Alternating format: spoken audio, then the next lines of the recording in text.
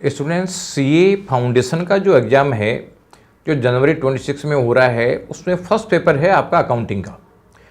वैसे देखी जाए तो ये अकाउंटिंग का पेपर 12th लेवल का पेपर है और जो चैप्टर हैं मैक्सिमम चैप्टर वही हैं जो आपने 11th और 12th में पढ़े हुए हैं, लेकिन जो लेवल रिक्वायर्ड है आईसीएआई ने वो बोर्ड के लेवल से ज़्यादा है, इसलिए इसका थोड़ा सा एक्सपर्टाइज आपको करना पड़ेगा जब जाके आप मार्क्स लेने की पोजीशन में आ जाओगे। अदरवाइज केवल 12th की नॉलेज के बेसिस पे आप जो फाउंडेशन का अकाउंट्स पढ़ोगे तो फिर अच्छे मार्क्स नहीं मिलने वाले हैं।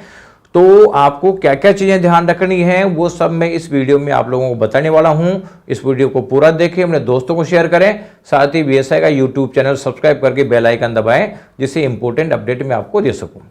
तो सबसे पहला चीज़ जो आपको ध्यान रखने का है वो ये है कि अकाउंट्स में जो मार्क्स मिलते हैं वो फाइनल आंसर के नहीं मिलते। आपका बैलेंस शीट मैच हो गया इसका मतलब मार्क्स मिल जाए कोई ज़रूरी नहीं है, या मार्क्स मिलते हैं स्टेप बाय स्टेप। इसका मतलब है कि अगर आपने स्टेप सही लिखी है और जितनी स्टेप क्वेश्चन में कर रखी है उतनी स्टेप लिख दी तो पूरे मार्क्स मिल जाएंगे। और अगर आंसर मैच नहीं भी होता तो हो सकता है मामूली कोई आधा नंबर कट जाए, लेकिन स्टेप बाय स्टेप मार्किंग होती है। इसलिए मॉड्यूल में जिन जिन स्टेप को फॉलो करते हुए आंसर लिखा हुआ है उन्होंने स्टेप को आप लोगों को फॉलो करना ही करना है। इसके अलावा जो फॉर्मेट है उसका भी ध्यान रखना है, जिससे आपका जो इंडिविजुअल का या सोल प्रोप्राइटर का बैलेंस शीट बनता है, पेंडल बनता है, वो तो चलो ठीक है टी फॉर्म में बन जाता है और वो बना देते हो, लेकिन कंपनी का बैलेंस शीट बनाना है या कंपनी का प्रेजेंटेशन करना है जो शेड्यूल 3 में बनता है, तो शेड्यूल 3 के फॉर्मेट को भी आप लोगों को फॉलो करना बहुत ज़रूरी है। इसके अलावा जैसे आप लोगों के मान लीजिए कोई जर्नल आता है तो उसमें डेट, पर्टिकुलर्स अमाउंट और जो है ना वो एलएफ अमाउंट वगैरह ये भी लिखना होता है। तो कुल मिला के फॉर्मेट जो है वो बिल्कुल पूरा होना जरूरी है। इसके अलावा क्वेश्चंस में वर्किंग नोट जरूरी है। तो 3rd नंबर में क्या ध्यान रखना है, वर्किंग नोट आप लोगों को ध्यान रखना है कि किसी क्वेश्चन को सोल्व करने के लिए मान लीजिए मेरे को पेंडल या बैलेंस शीट में फिगर लिखना है, लेकिन उसका फिगर दे नहीं रखा है क्वेश्चन में, कैलकुलेट करना है, तो वो कैलकुलेशन वर्किंग नोट में आना जरूरी है, क्योंकि वर्किंग नोट के मार्क्स मिलते हैं। इसलिए आंसर पूरा चाहिए। जहां जहां वर्किंग नोट की रिक्वायर्ड है वहां पे वर्किंग नोट भी पूरा ढंग से बनाओ। जब वर्किंग नोट बनाओगे तो इसका मतलब है कि आप लोगों के मार्क्स मिलेंगे। अगर वर्किंग नोट नहीं बनाओगे तो फिर दिक्कत है।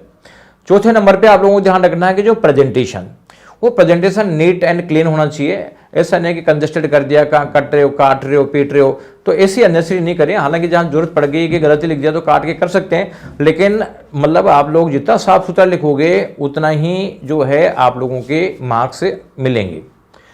इसके अलावा अगर मान लो कोई वर्किंग नोट वगैरह बना रहे हो तो उसको एक हाईलाइट कर दो एक तरीके से, यार ये वर्किंग नोट का जो है ना वो बना दो कि भाई हाँ ये वर्किंग नोट जो है उसका हेडिंग डाल दिया, तो उसको एग्जामिनर को वर्किंग नोट ढूंढने में कोई भी दिक्कत नहीं आएगी। और जो आपको मेन पॉइंट लगता है कि यार कौन कौन से मेन पॉइंट है उनको अंडरलाइन कर दो।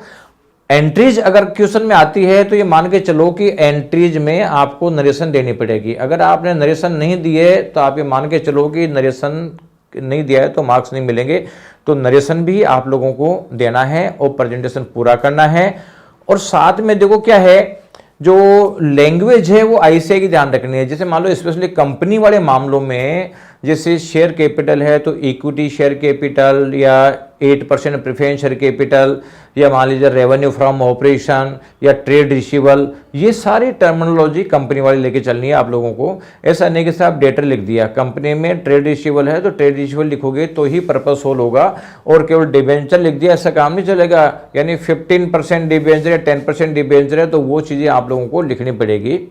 और अब जैसे मान लीजिए आपको क्वेश्चंस का प्रेजेंटेशन अगर देखना है तो वैसे तो जो इंस्टीट्यूट का मॉड्यूल है उसमें जिस तरह से क्वेश्चन सोल्व कर रखा है उस तरह से कर सकते हो।